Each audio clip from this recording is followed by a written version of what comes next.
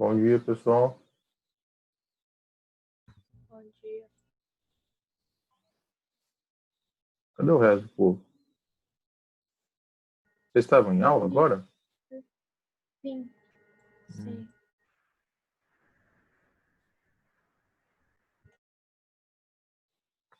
Estou aceitando, pessoal, para a gente começar já. Espera só um minuto.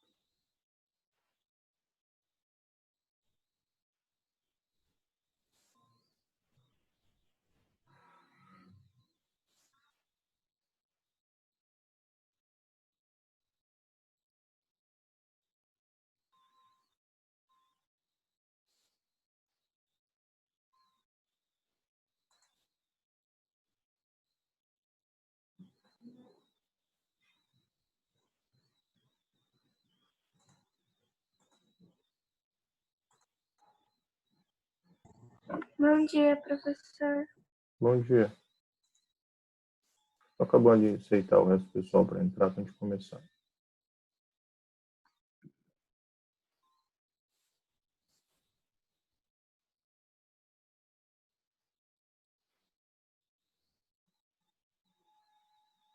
Lívia, se você estiver falando alguma coisa, seu microfone está travado. Quê?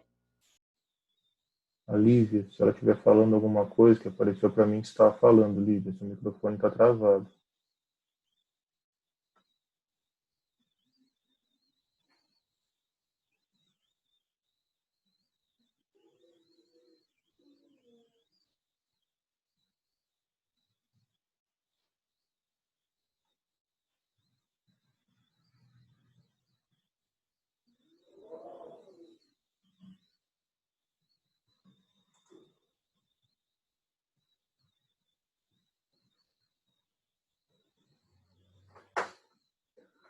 Espera aí, tem mais um tentando entrar, não está conseguindo, gente.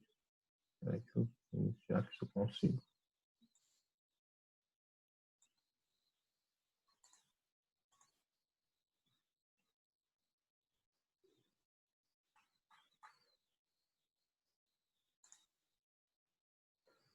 Bom,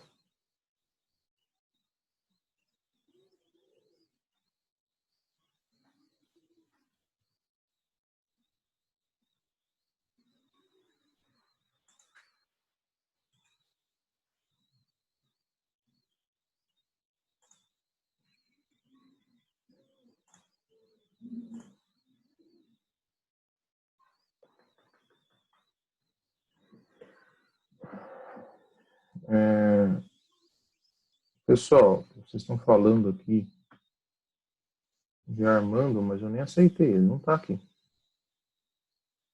Ele tinha entrado. Eu não tinha aceito.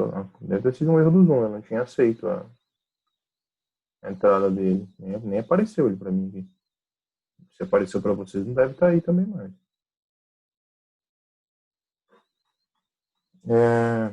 Bom, acho que todo mundo está afim para entrar, então. É o seguinte, antes da gente dar início, na realidade, né, a aula de atualidades, associado que a gente falou e a gente viu na semana, vocês viram na aula gravada na semana passada, vocês estavam em aula do que agora? Augusto. Matemática. Tá, e estava todo mundo presente? Ou pelo menos uma boa parte? Falta uma boa. Tinha uns 30 na aula do Augusto. Vocês estavam fazendo alguma atividade? Ele estava corrigindo o exercício da apostila. Tá, então faz um favor para mim. Na verdade, eu quero que vocês façam dois favores para mim. O primeiro deles, abram a câmera. Eu não tenho que ficar falando toda a aula a mesma coisa, vocês sabem. O segundo, avisem, não sei se por WhatsApp ou o que vocês têm em contato, o pessoal que estava na aula que não entrou ainda, que vocês vão ter uma atividade valendo nota hoje. Então, por favor, se tínhamos 30 alunos na aula do Augusto, nós estamos com 23. Então, avisem eles fazendo favor. E eu vou passar uma atividade valendo nota para eles entrarem, tá?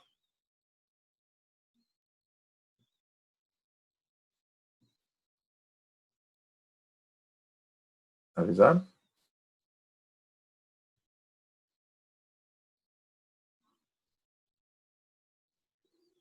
Então tá. Na segunda-feira, na aula de geografia, eu comentei com vocês que a gente ia criar uma normativa sobre as avaliações de vocês, semana de avaliação e tal. Essa normativa foi feita ontem, inclusive, a gente gravou um vídeo que vai ser passado para os pais de vocês com algumas informações da escola, a gente, os coordenadores.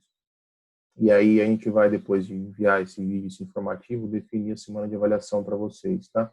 Então, a gente já tem uma semana de provas, digamos assim, pré-definida, que vai ser passada provavelmente na semana que vem, no máximo para vocês, tá? E aí, depois que se passar esse informativo, essa semana de avaliação, na semana que vem, na segunda-feira, eu vou conversar com vocês como que vai funcionar a nossa prova, tá? Não significa que vai ser semana que vem. Semana que vem a gente vai conversar para explicar para vocês como que a gente vai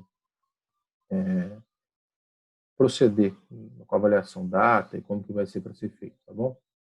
Bom, na última aula que vocês assistiram, na aula gravada da semana passada, no qual a gente vai dar continuidade agora, o tema principal era a Rússia, e, Manuela, já te respondo a pergunta que você fez, tá? O tema principal era a Rússia, num ponto de vista que, para muitos, no começo do ano, seria talvez um dos principais pilares de discussão nesse ano. Só que a pandemia acabou jogando esse tema para a margem, né? Ficou em segundo plano. A gente percebe nos últimos 5 anos, principalmente, e por isso que o tema que a gente vai trabalhar é Rússia, nos últimos 5 anos, um crescimento na importância e influência russa, não só no leste europeu, mas no mundo todo. E alguns especialistas em política externa já defendiam no final do ano passado a possibilidade da formatação de uma nova Guerra Fria, digamos assim. Não no sentido literal de capitalismo e socialismo, que isso não existe mais, mas do ponto de vista de influência estadunidense e russa. A Rússia vem aumentando o seu grau de influência global por alguns motivos. Eu coloquei alguns motivos lá na aula gravada para vocês. E um deles, que é uma herança da Guerra Fria, e já respondendo sua pergunta, Manuel, é justamente o setor nuclear. A herança, ou uma das heranças principais da Guerra Fria, está associada a essa herança bélica, digamos assim.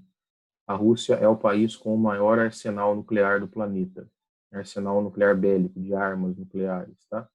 Além de ser um dos maiores produtores de petróleo do mundo, além de abastecer com gás natural toda a Europa, também possui o maior arsenal nuclear do planeta. Essa herança que a Guerra Fria deixou para a Rússia ajuda a explicar um pouquinho essa influência que a Rússia passa a ter de maneira mais efetiva a partir de agora. Com o fim da Guerra Fria, isso aconteceu em 91, de maneira específica, mais específico eu falo assim, foi a data de término da União Soviética, mas na década de 80 toda, a Rússia já apresentava um declínio importante. Na década de 90, quando acabou a União Soviética de fato e a Rússia voltou a ser só a Rússia, ela voltou numa crise econômica muito grande. Ficou 50 anos praticamente, 40 anos, um modelo econômico planificado, que não era um modelo econômico ideal. E o fim da União Soviética resultou numa crise econômica. Você não recupera uma crise econômica do dia para a noite.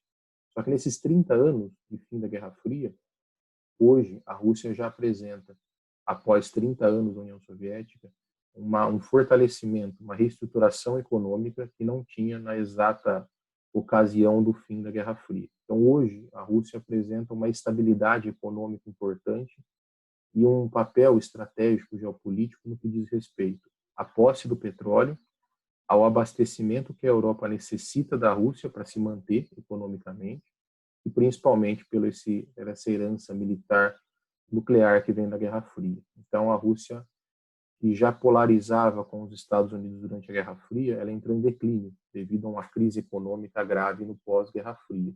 E agora ela começa a se reestruturar de novo.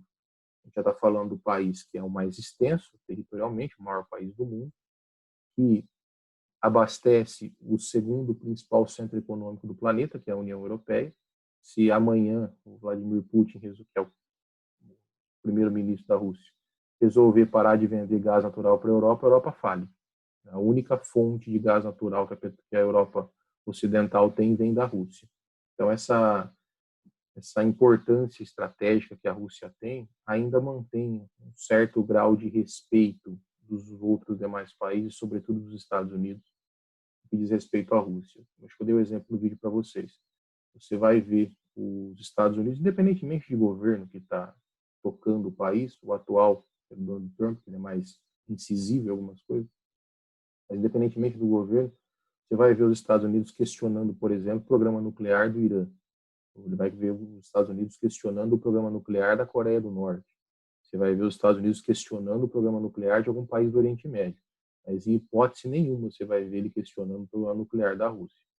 Porque você questionar o programa da Coreia do Norte é uma coisa, você questionar o programa nuclear da Rússia é outra completamente diferente.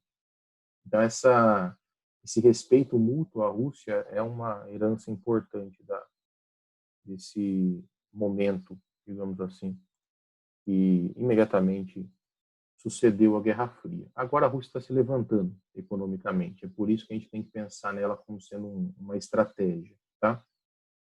Outro ponto importante tem a ver com a produção agrícola. Muitas pessoas associam a Rússia, e está certo em fazer isso, em uma área quase completamente congelada. E, de fato, a parte centro-norte da Rússia é localizada no Círculo Polar Ártico. Então, basicamente, é inocupado e dificilmente você consegue produzir alguma coisa devido ao clima rigoroso. Porém, a Rússia hoje já é a maior produtora de trigo do mundo. Então, a gente está falando de vários cenários, inclusive um cenário agrícola. E junto com o trigo, milho, algodão e soja são consideradas as principais commodities agrícolas do mundo. O Brasil é o maior produtor de soja, por exemplo, e cana-de-açúcar. Os Estados Unidos é o maior produtor de milho. E a Rússia já figura como sendo a maior produtora de trigo. A gente está falando de um país grande territorialmente, que fez frente aos Estados Unidos durante metade de um século, agora começa a se reerguer economicamente, tem o maior arsenal nuclear do planeta, é um dos maiores produtores de petróleo do planeta e sustenta a economia da União Europeia. Então, evidentemente que o grau de importância geopolítica da Rússia ela é enorme.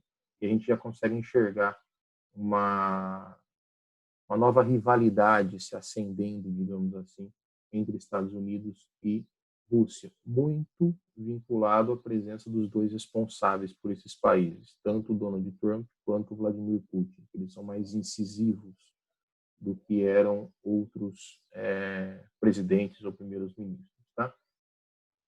Ana Gabriela. Agora estão se anunciando muita coisa, né? Sobre a vacina. E, inclusive, a gente consegue enxergar até uma polarização nesse sentido. Não é correto falar isso, a gente consegue ver até uma corrida mundial para a fabricação dessa vacina, onde a China solta algumas informações, a Rússia também, os Estados Unidos, com o Donald Trump já falou que até o final do ano vai ser liberada a vacina, vai ser produzida, então a gente consegue enxergar uma polarização até nesse sentido, tá? Mas é muito difícil a gente afirmar. Eu acho extremamente precoce a falar em uma vacina de uma doença que surgiu, vamos colocar em janeiro, de maneira mais ampla, e 7 meses depois já tem uma vacina pronta. Uma vacina demora pelo menos de 3 a 5 anos a ser produzida de maneira segura.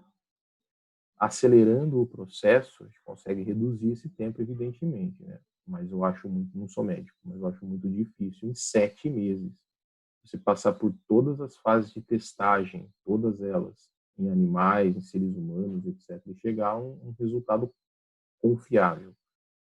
Mas, aqui no Brasil, a presidente da Fiocruz, que é um dos institutos que está com uma parceria com o Oxford para produzir a vacina, diz que ela não enxerga uma vacina antes do meio do ano que vem. Então, ela entende que pelo menos 1 ano e meio é uma coisa mínima para se fazer uma coisa segura. O que pode acelerar esse processo é o fato de você começar a produzir sem saber se vai dar certo. É o que está acontecendo com a China. A China fez uma parceria com o Instituto Butantan em São Paulo e ela já está produzindo a vacina pronta, mesmo sem fazer os testes. Então ela está pagando para ver. Se não der certo, ela vai perder todo esse estoque que ela está fabricando. Se der certo, a partir do momento que já for liberada, já vai ter um estoque para liberar, então vai ser mais rápido. Só que essa talvez seja a única medida para conseguir acelerar o processo, tá? Ela corre o risco de perder o que foi fabricado, porque o Butantan, semana passada, soltou uma nota dizendo que a China já está fabricando a vacina. Vacina para ser injetada na pessoa, pronta. Só que não vai ser feito isso, evidentemente tem que passar pelos testes, mas ela está pagando para ver. Então, se der certo, já vai ter pronta entrega, digamos assim. Se não der, aí sim vai ter que ser completamente descartado, tá?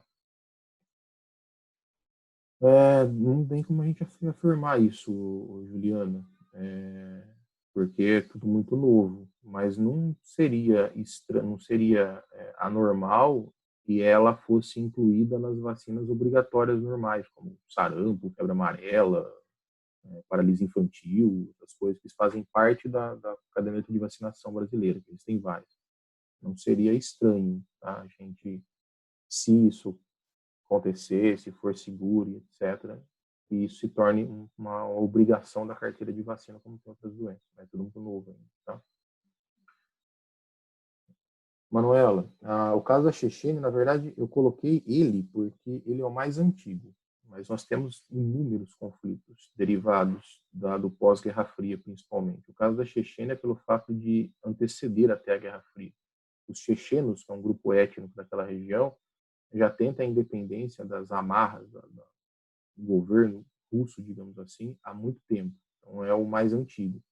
E também eu coloquei ele pelo fato de ser o único de todos que estão ali que aderiu a um movimento terrorista, ações terroristas, para conseguir chamar atenção para esse processo de independência, tá? Os conflitos em si eles foram inúmeros. Eles só se aceleraram a partir do fim da Guerra Fria.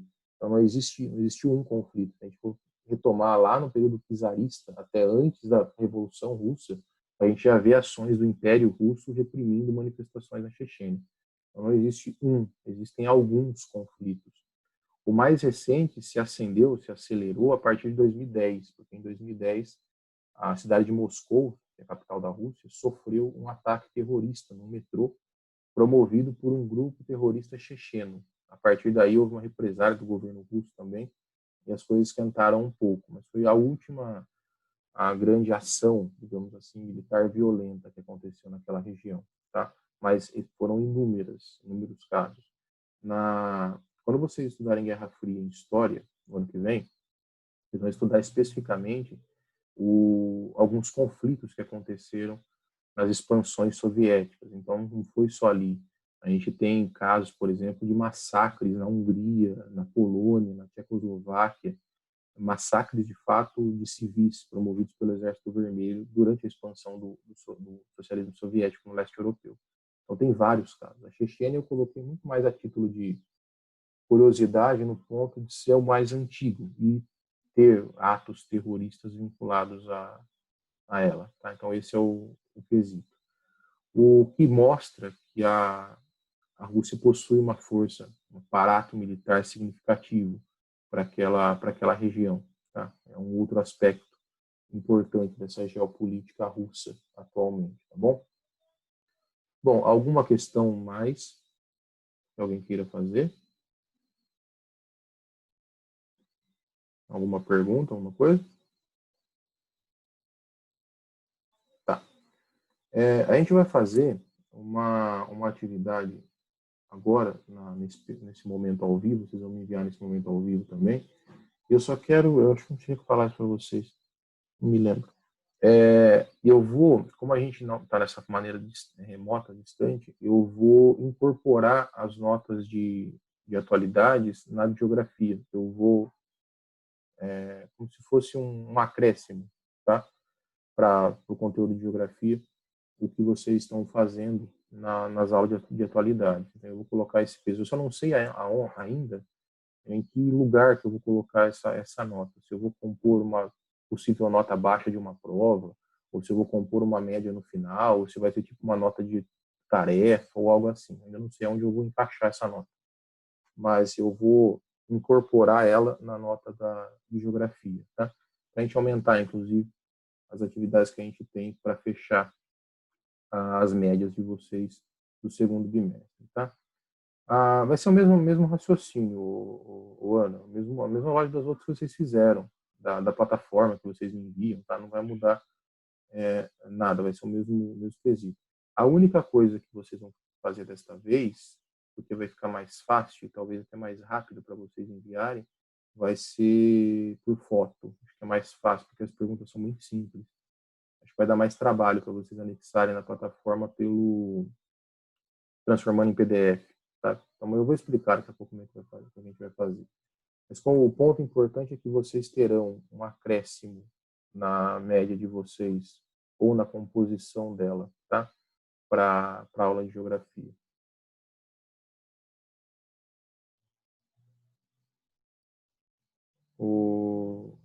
Ana, espera só um pouquinho. Deixa eu explicar primeiro para vocês saberem como vocês vão fazer, tá?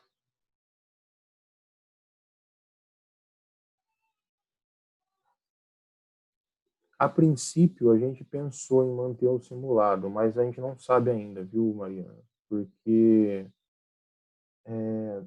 uma possibilidade que teria seria montar talvez pelo formulário do Google, mas o simulado seria ideal ter um tempo para todos fazerem juntos, seria uma coisa só, porque senão fica picado, separado, pequenas provas para cada um. E é muito difícil juntar vocês no mesmo horário, por mais que vocês estão em aula na parte da manhã, às vezes acontece de vocês assistirem a aula depois, porque tiver que sair com os pais ou alguma coisa nesse sentido. Então fica um pouco difícil. A princípio, a gente não vai ter nesse primeiro momento. Vamos ver se a gente consegue padronizar um horário que dê melhor para todo mundo para conseguir fazer. Mas se acontecer também vai ser para o final de setembro, começo de outubro, talvez. Se acontecer, a princípio não. Tá? A princípio vai ser essa avaliação, que a gente vai marcar a data para vocês ainda, as atividades que vocês estão fazendo e aí individualmente com cada professor. Você trabalha de um jeito. Aí a gente vai juntar isso. A única padronização, por enquanto, é a avaliação que a gente já marcou a semana de provas e vocês vou passar para vocês a semana que vem, provavelmente, junto com os pais, tá? Bom, alguma questão mais? Tá. Voltem lá na plataforma, fazendo um favor, e achem uma lista que eu deixei em anexo lá na aula. A aula que vocês vieram para cá, tá? A aula do dia 16, que tá o botãozinho da aula ao vivo lá. Não tem vídeo, só tem o botão da aula ao vivo. Lá tem o anexo, que vocês já usaram a mesma estratégia, tá? Baixem a lista aí, tem 5 perguntas sobre a aula que vocês assistiram. Tem 4, Caio. Peraí. Só tem 4, não tem 5, não. Ah, sim, é porque a 3 é A e B. São 5 perguntas. 5 questionamentos. São 4 exercícios, mas a 3 tem A e B, tá certo? São 4 exercícios, mas aí só com A e B, por isso que eu falei 5. 4 questões, tá? E a 3 tem A e B. Essas 4 questões, elas são referentes à aula que vocês assistiram, a aula gravada. Se vocês quiserem depois voltar nela, que é rápida, para ajudar a responder, também dá. Vocês vão fazer essa atividade de maneira padronizada, que vai ser diferente da outra. Por isso que eu não falei para vocês fazendo, viu, Ana, pelo Word. Vocês vão fazer isso, as respostas das questões, escrita. Vocês vão fazer à mão, tá? Evidentemente, vocês não vão precisar copiar a pergunta. Vocês só vão ter, vocês têm a lista aí que vocês baixaram agora, e vocês só vão colocar as respostas, evidentemente, tá? Então, pega uma folha do caderno de vocês, ou o próprio caderno de geografia, mas tem que ser uma folha à parte, uma folha em branco, que só vai ter as respostas das perguntas. E com essa folha em mãos, vocês vão responder as 4 questões, né, considerando que tem A e B para fazer, dá 3. São 5 perguntas, digamos assim. E a partir do momento que vocês terminarem de responder essas 4 questões, vocês vão tirar foto dessa folha de vocês de uma forma que eu enxergue, tá? Não é nem no caso de vocês, mas eu recebi algumas atividades, acho que foi do 6º ano, se não me engano, e não dava para ler. Então, não é porque você tirou a foto e automaticamente eu vou conseguir ler. Você tem que tirar a foto que eu consigo enxergar o que você escreveu, tá? Então, atenção para isso. Depois que vocês tirarem a foto, vocês anexam lá na plataforma, na tarefa. Está marcado aí, o mesmo esquema, tá? Vocês vão enviar o anexo pelo botão vermelho, no botãozinho do lado ali, tarefa, e depois enviar a tarefa pelo botão verde. A mesma coisa que vocês já fizeram em outros momentos, tá? Respondendo sua pergunta, Guilherme, aqui, sim, vocês têm até 9h40 para enviar. Agora são 9h17, vocês têm 20 e poucos minutos para fazer esses 4 exercícios. Não aconselho que você jogue fora o seu material, Felipe, mas a nota que eu vou atribuir é a partir da folha digital que você está me mandando aqui, não da de papel. Aí fica a seu critério. Alguém tem alguma dúvida? Fale. Pode digitar a lista? Não, escrito. Essa eu quero escrito. Tá bom. Só as respostas, tá? Pergunta não precisa.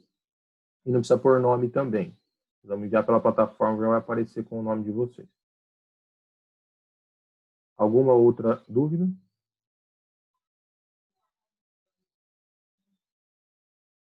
Não? Ó, tô deixando aberto então aqui a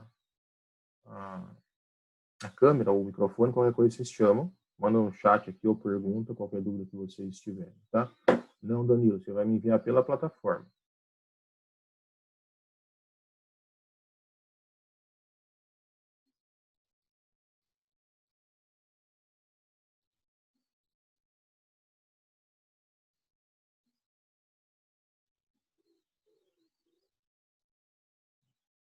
Qualquer dúvida vocês me chamam, tá, gente?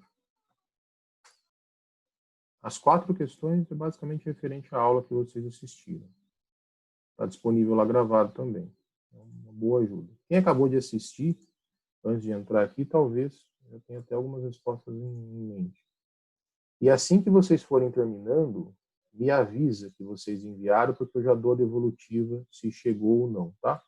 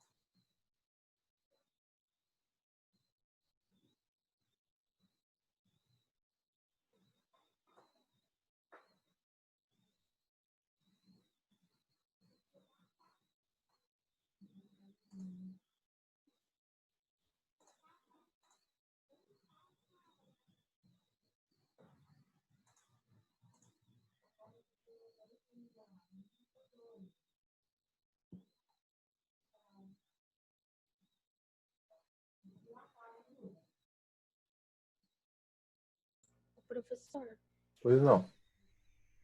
pode enviar por e-mail, que para mim é mais fácil. Felipe, manda pela plataforma, que provavelmente a sua prova será pela plataforma também. Vocês precisam se adaptar a ela. Ah, Qual que é a dificuldade de você ver na plataforma? É mais fácil. Você tirar foto pelo celular, você anexa direto. Dá mais trabalho pelo e-mail.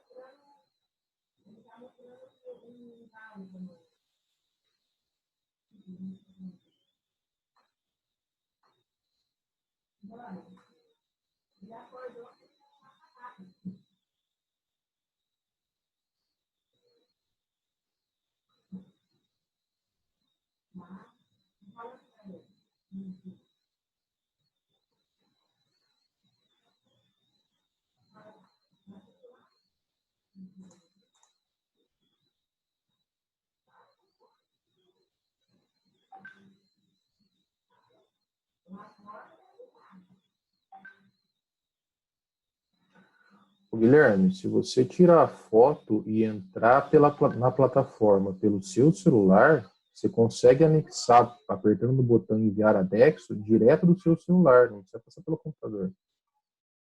Se você conseguir acessar a plataforma pelo celular, você anexa a imagem direta. É mais fácil.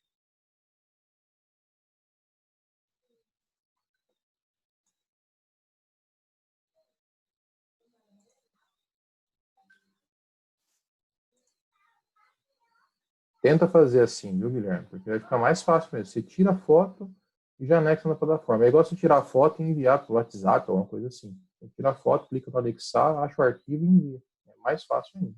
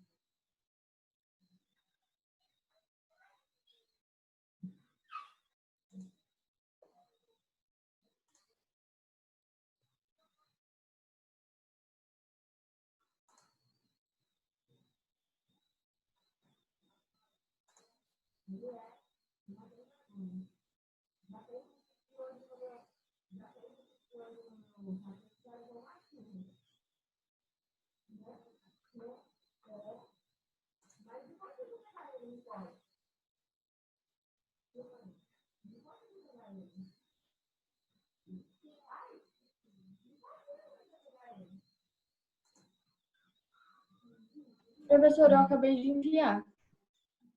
Espera aí que eu vou ver.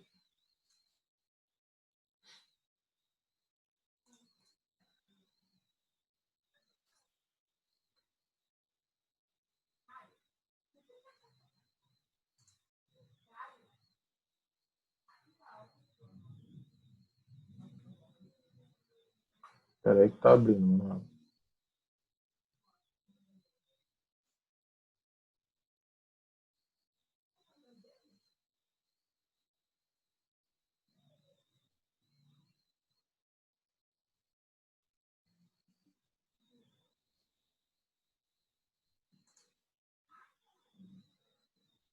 Chegou, Manuel. Tá bom, obrigada.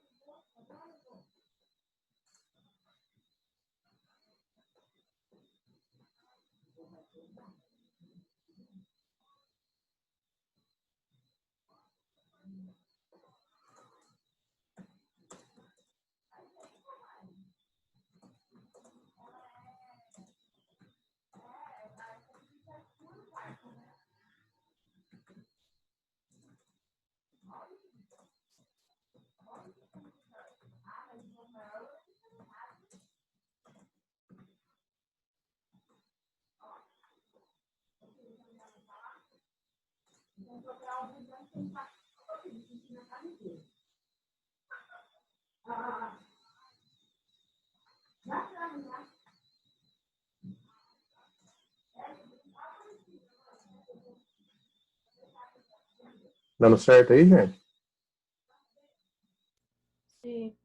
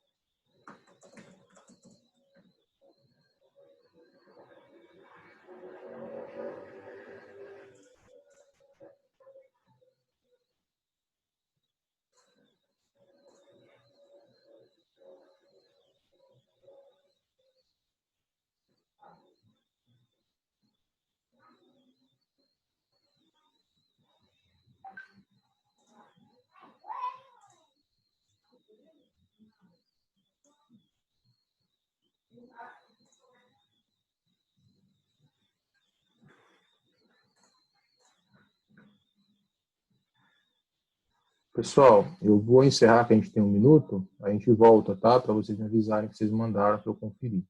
Certo? Estou encerrando, a gente retorna.